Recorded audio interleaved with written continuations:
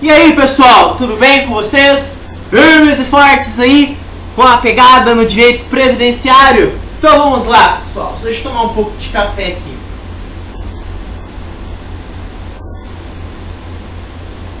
Pessoal, nesta aula nós iremos falar sobre a aposentadoria por invalidez. E já digo de antemão algo importante. Quem for prestar concurso para médico perito do INSS, for trabalhar lá como médico, tem que saber a aposentadoria por invalidez de cor sorteado, de frente para trás, de trás para frente, porque sempre cai esse tipo de pergunta, tá? De acordo com as questões que eu estava dando uma olhada.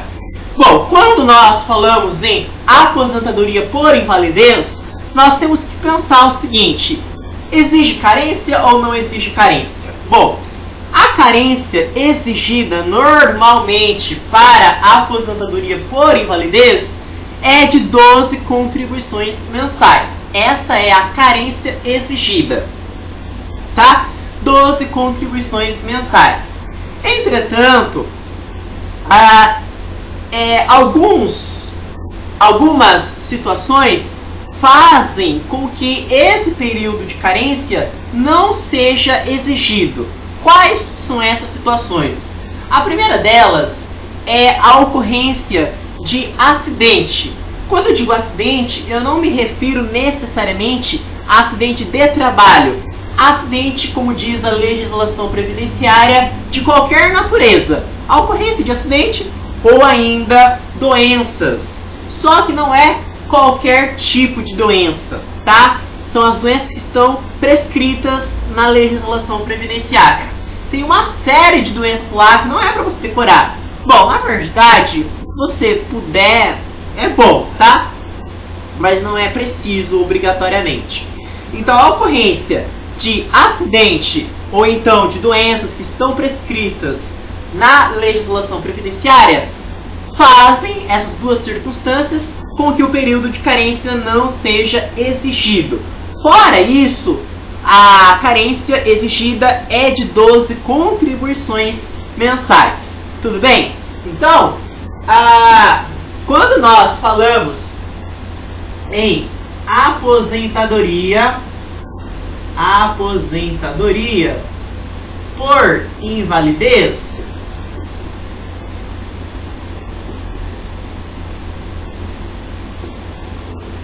nós temos que pensar aqui na questão da carência. A carência, neste caso, é de quanto, gente? É de 12 contribuições mensais. 12 contribuições mensais. Normalmente.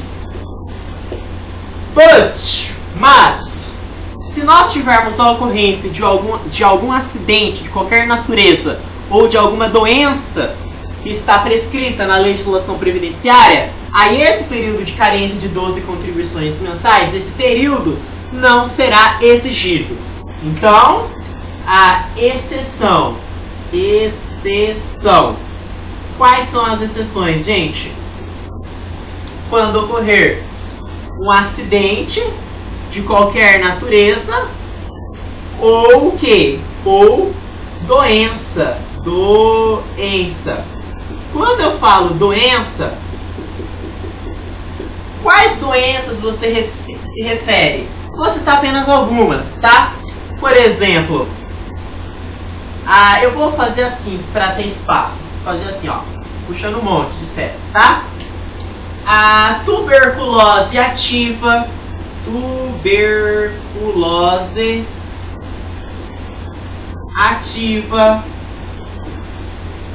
tá? Hanseníase,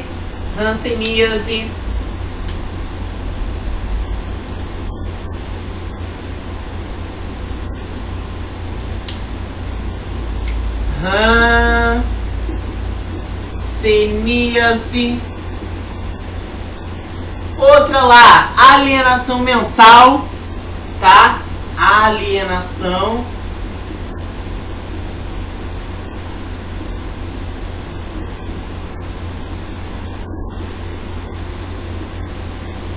neoplasia maligna, tá? Neoplasia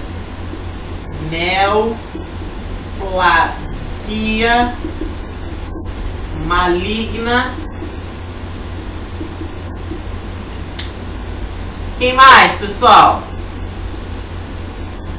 Cegueira também está prescrita.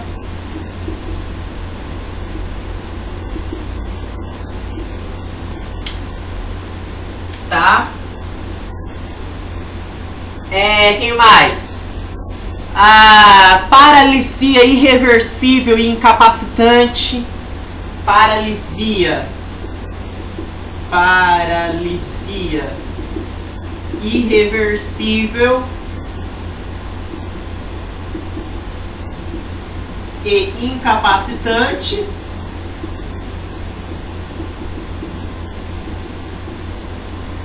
Tá? Eu não sei se cabe aqui. Aí eu vou puxar a seta pra cá, tá? Ó. Aí nós temos, tem várias, vou colocar só mais duas. Cardiopatia grave, tá? Ó. Cardiopatia grave. E aqui AIDS, por exemplo, mas tem outras lá, umas com nome bem esquisito, tá?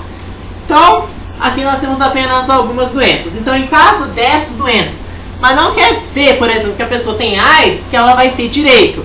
Não, pessoal, vai depender ali. Nós temos um exame médico pericial que é feito, tá? Então, no caso dessas doenças, ou de acidente que não precisa ser de trabalho necessariamente, tá?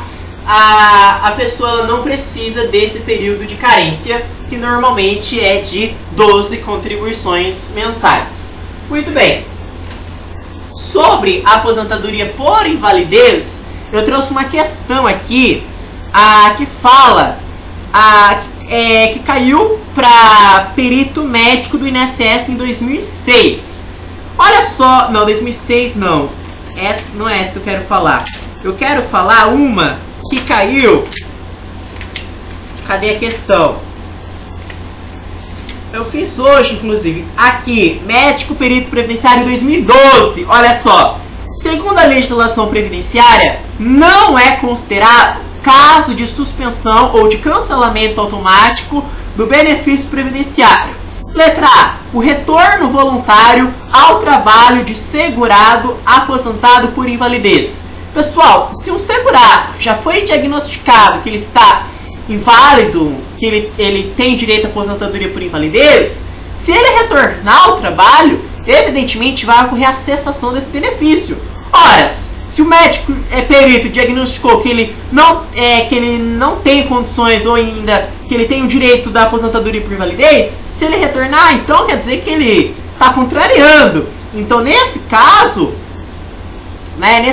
vai acontecer a suspensão da cessação, sim. Mas ele quer que você analise a que não vai acontecer. Então, nesse caso, eu não marco, tá? Tomem cuidado.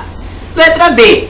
A não apresentação do segurado beneficiário de aposentadoria por invalidez para a realização de exame médico pericial periódico a cargo do INSS. Ele está falando que isso aqui não vai ocorrer a cessação. É lógico que vai ocorrer a cessação, certo, pessoal? Se o segurado não comparece, porque sempre tem um período lá que o segurado aposentado por invalidez tem que fazer uma consulta, né? Se ele não fizer essa consulta, essa visita lá, né, ele vai ter esse benefício previdenciário cessado, mas ele quer a alternativa em que não vai acontecer. Nesse caso, vai acontecer a cessação, mas ele quer a alternativa em que não vai ocorrer, tá? Letra C. O reaparecimento do segurado considerado falecido por decisão judicial que havia declarado morte presumida que originou o pagamento de pensão provisória aos dependentes.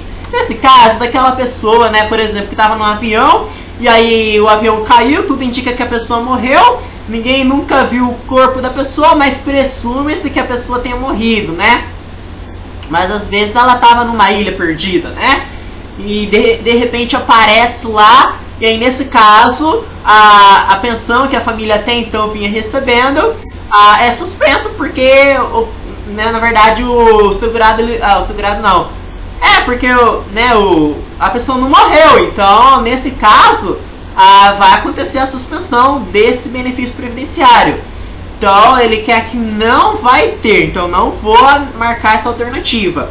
Letra D. A continuidade do exercício do trabalho ou atividade que é sujeito o segurado beneficiário de aposentadoria especial a condições nocivas à saúde ou à integridade física. Sim, está falando daquela pessoa que trabalhou, né, sob condições especiais, já deu tempo de se voltar a trabalhar, o benefício vai ser cessado novamente.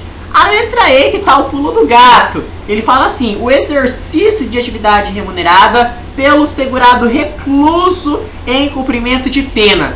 Nesse caso, não é auxílio, ele não está falando da aposentadoria por invalidez, está falando do auxílio reclusão. Eu vou falar aqui, já vou adiantar, mas eu vou retomar na próxima aula. No caso do auxílio reclusão, o que vai cessar o benefício de auxílio reclusão para os dependentes, e não para o segurado, caso o segurado esteja aposentado, caso ele receba um auxílio doença, ou ainda caso ele tenha abono de permanência em serviço. No caso do segurado recluso estiver desenvolvendo uma atividade remunerada, isso não impede com que os seus dependentes recebam o auxílio reclusão. Mas isso aqui não tem nada a ver com a questão, né? Mas eu só quis mostrar para você as outras assertivas a respeito da aposentadoria por invalidez, que foram as seguintes situações: de caso o segurado voltar a trabalhar depois que foi diagnosticado como inválido, né, como depois que ele foi diagnosticado que teve que receber uma aposentadoria por invalidez, nesse caso ele voltar, então vai ser cessado, né, enfim, outras situações aí que nós vimos, tá? Pessoal, muito obrigado pela atenção de vocês.